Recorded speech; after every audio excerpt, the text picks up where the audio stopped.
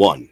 What's up, everyone, and welcome to the Real Ones Canes podcast. He's Cam Underwood, managing editor, State of the U. Check it out, stateoftheu.com. It's amazing. It's free. It's open 24/7. Go fan with them. You can follow Cam at Underwood Sports. I'm the Beast, Brian London. Follow me at Miami Radio Beast.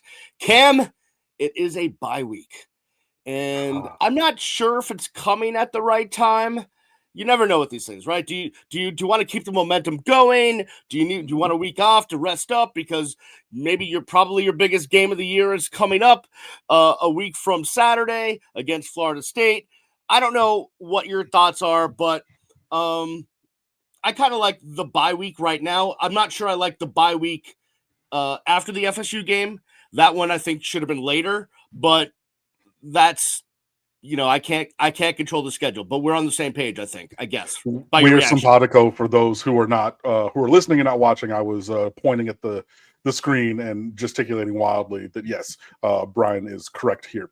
I think that a bye week after the 4 non-conference games to reset. We've had 4 very different schemes to prepare for on both sides of the ball. USF runs their up tempo. I know that Bethune-Cookman is not great, but they still run some wrinkles differently. Notre Dame running what they run offensively. I mean, just that we have to prepare for holistically because offense and defense. You get to reset a little bit, look at, what Florida State is doing and everything and get the extra week. I saw, some pictures from practice. The team is taking this as a work week, and on the field and things like that. So that's great.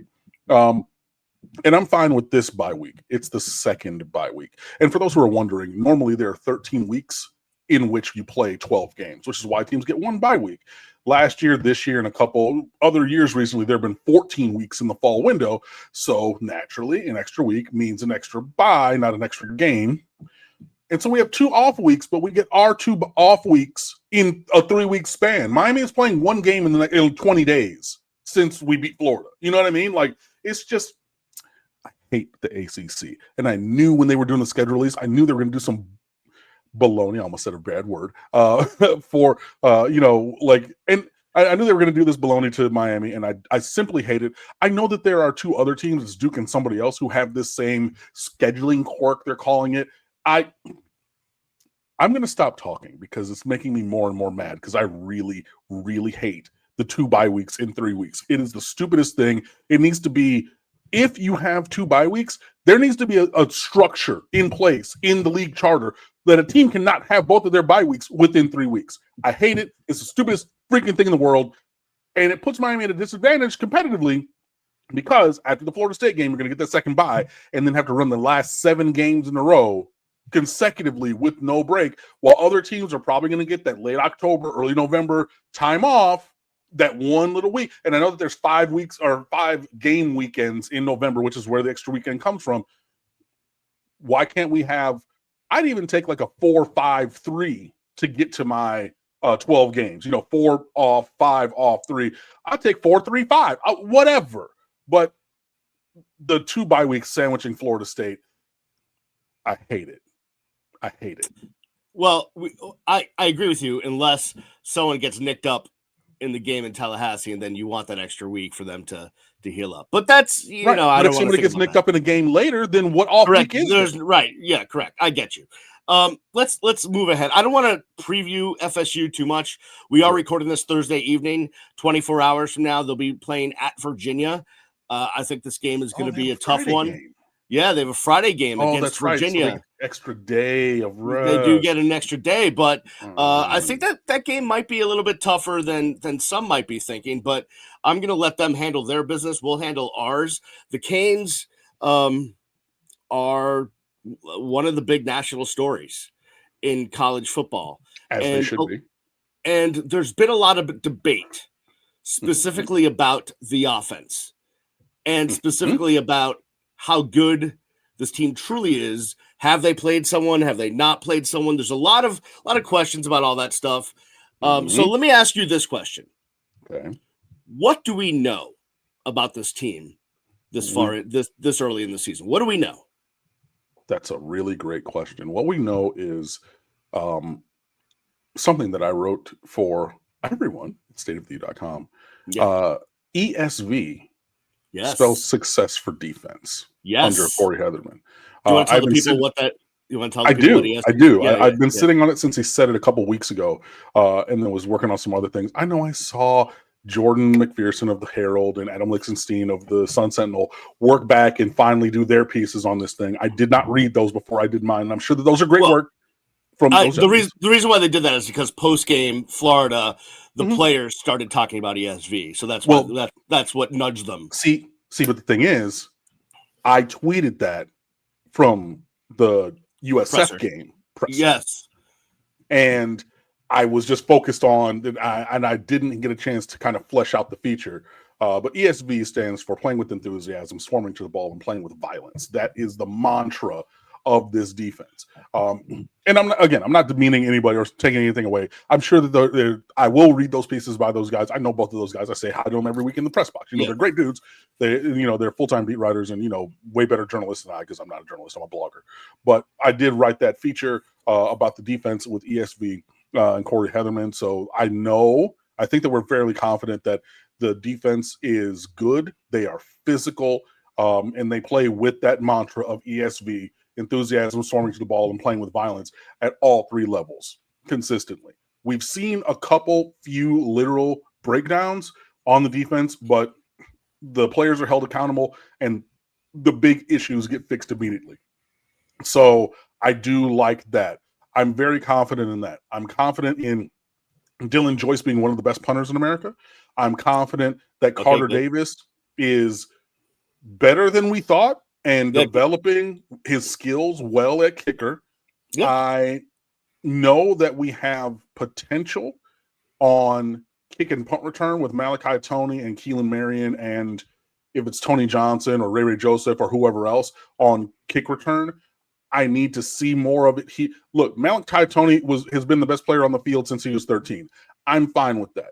Keelan Marion was All-American kick returner last year. I'm fine with that. I need more of that potential to become realized. So I'm comfortable saying that there's potential there, but we need more. I'm comfortable saying Miami has, at worst, the second best offensive line in the country. They are a dominant group.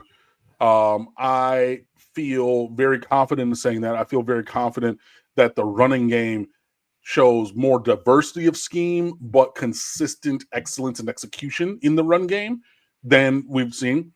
I know that Miami's offense is very, very, very efficient. And if you look at the metrics of an efficient play is getting half the yards needed on first and second down or converting third downs. That's the long story short of what the metric of success rate means. That is a measure of efficiency. So staying ahead of the chains, getting 5 yards on first down, half the distance on second, and converting on third. I'm very confident saying that this offense is efficient and successful and able to do those things. I love how our drives are getting finished. Well, it was a little not as great with some field goals, but we're finishing drives. I need more sevens because we know the song, you don't win games with field goals. And I feel confident about that. And I feel confident that there is a lot of talent at the skill positions on offense. The one thing, and I wrote this a couple of years ago after 2 games, and people jumped down my throat.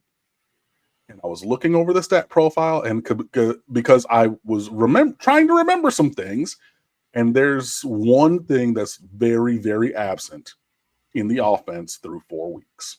And I know before you say it, I'm going to call on you because I was a teacher and I see you as a student. I get you. Yeah, I know. Let me set up the question before you answer.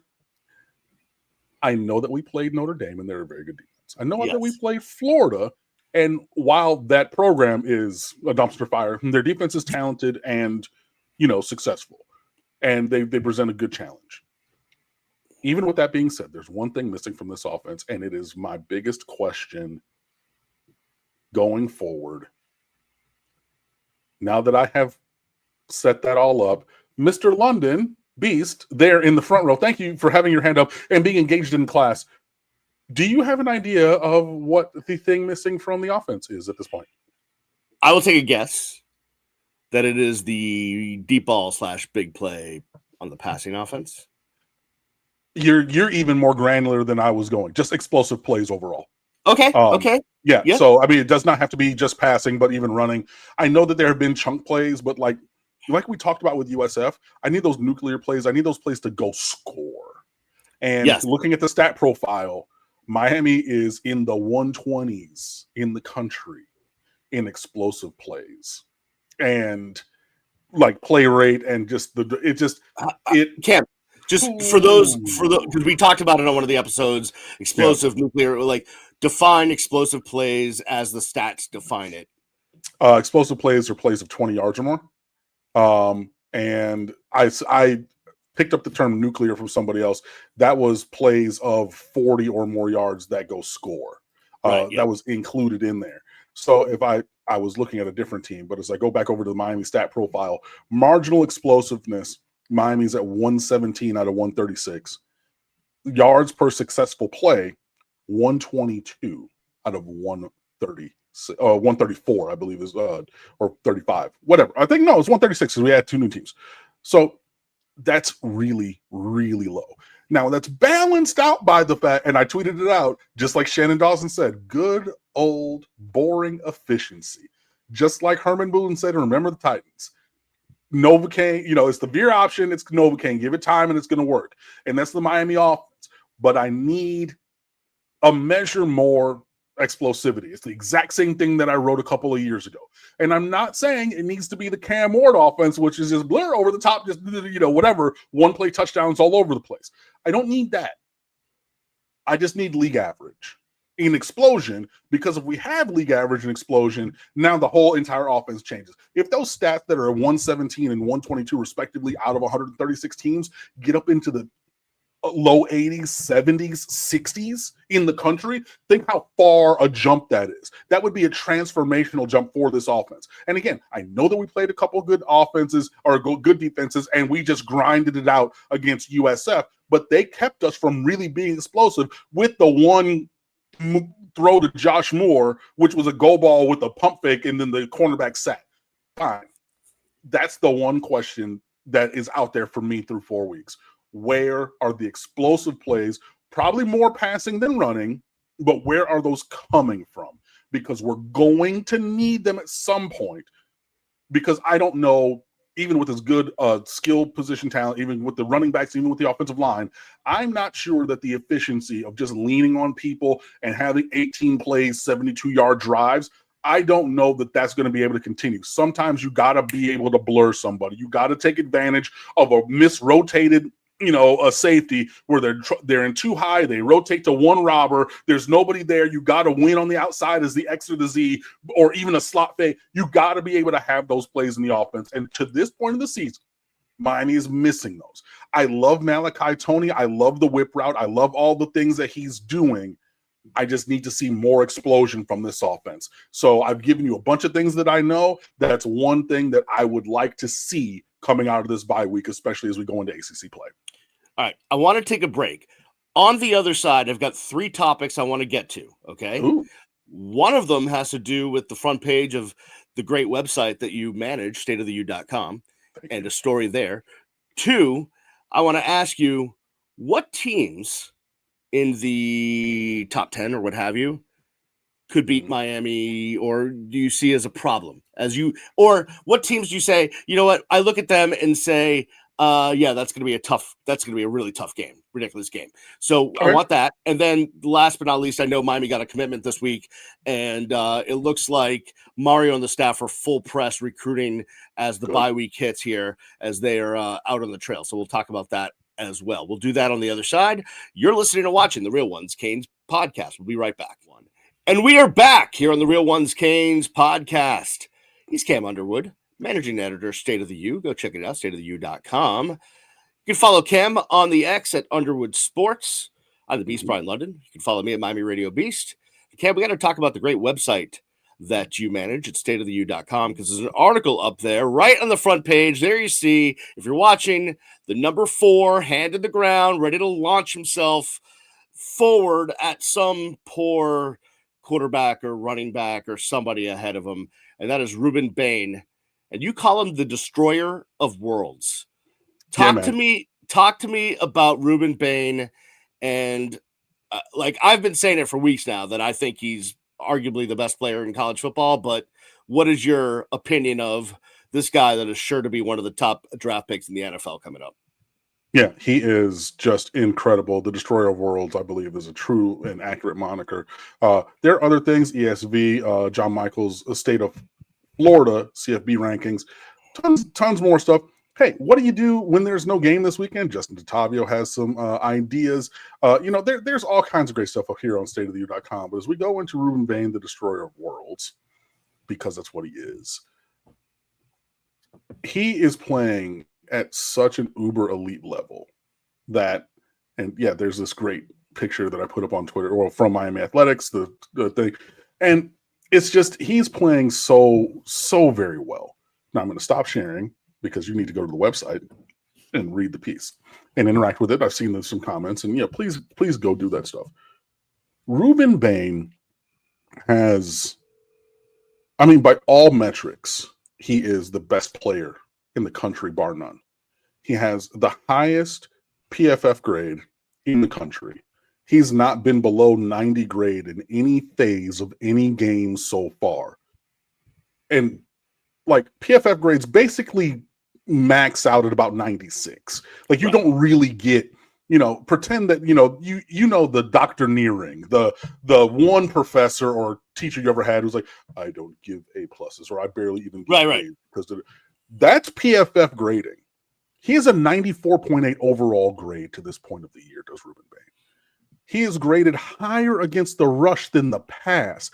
His pass rush win rate is 44%. So 4 out of every 9 rushes, he's winning clean. He got in so quickly against Notre Dame that he flattened the angle out on a rush that would have been a sack. He was matched up against their left tackle, who's probably going to the league. And I think I put the clip in here. He beat him so clean on an inside move that he got there and was like, oh, I misjudged the angle of what was going on, because he was so effective in beating the tackle. Because usually if it would have been a step or two later, you beat him inside and you run into the quarterback. He beat him so quick, he was behind center like he was going to take the snap. Like that's where he is. This man is all over the place. The number of pressures, his pressure rate, his disruption of the run game. Remember how Al Golden talked about 2-gap defensive line play and how you have to be there and peak but we didn't have the bodies and the players to be able to do that.